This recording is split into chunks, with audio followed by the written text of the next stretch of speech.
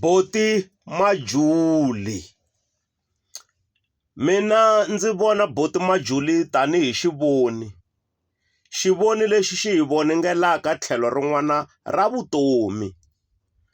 Hakunene Xikwembu a xi mbali bemuda hikuva a hi tsotsi. Valoyi va ringetile ku va pepejela la eka switswotswi. Sathani xi rhumela tintsumi ta xona ku ya va ringa hi switswotswi. Van'wana va ringetile no va longela swifongo swa tintombi, kambe hosi yi bakanya. Na vona vinyi ndzi va twile hi ta mina tindleve loko va hlambanya. Va ku va nge pfuki va lahliwe hi saka. Marito lawa a va ya kongomisa eka vaakelana ni maxaka, lava a va va nyenyemuka hi mhaka ya leswi a va pfumala ndzhaka. Vunyingi bya vona a va va hehla hi ku pfumala dzano. Kambe namuntlha xipaci xa vona xi ziphele tirhandi na madzanadzana.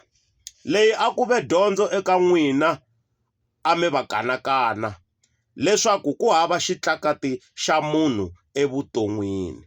Vaakatiko va le Bhambeni a va ku a va mi juli, kambe namuntlha mi va vangela xirhami xa xixika xa Juni. Va rhurumerisi we Majuli tanihileswi na vito raku ku nga hlupheka Julayi. Mi va hlambanyerile hi xikombiso xa fasitere, kambe vo ka va nga twi. Mi ku loko ma hanya fasitere ra yindlu ya n'wina hi ta ri vona. Kunene a swi kali swi lava hi khandziya ntshava kumbe nhlohlori ya Kilimanjaro ku ya swi vona. Futhi a swi kali swi lava ku teka rendzo ro ya eBhambeni ku ya vona. Loyi a tsandzekaka ku swi vona i bofu. Loyi a ha kanakanaka leswaku miselebrity u tlimbiwe hi bombofu.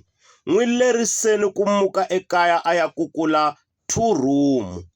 Siku Makhuvele a nga ta mi endzela, mi n'wi katingela marhumbu.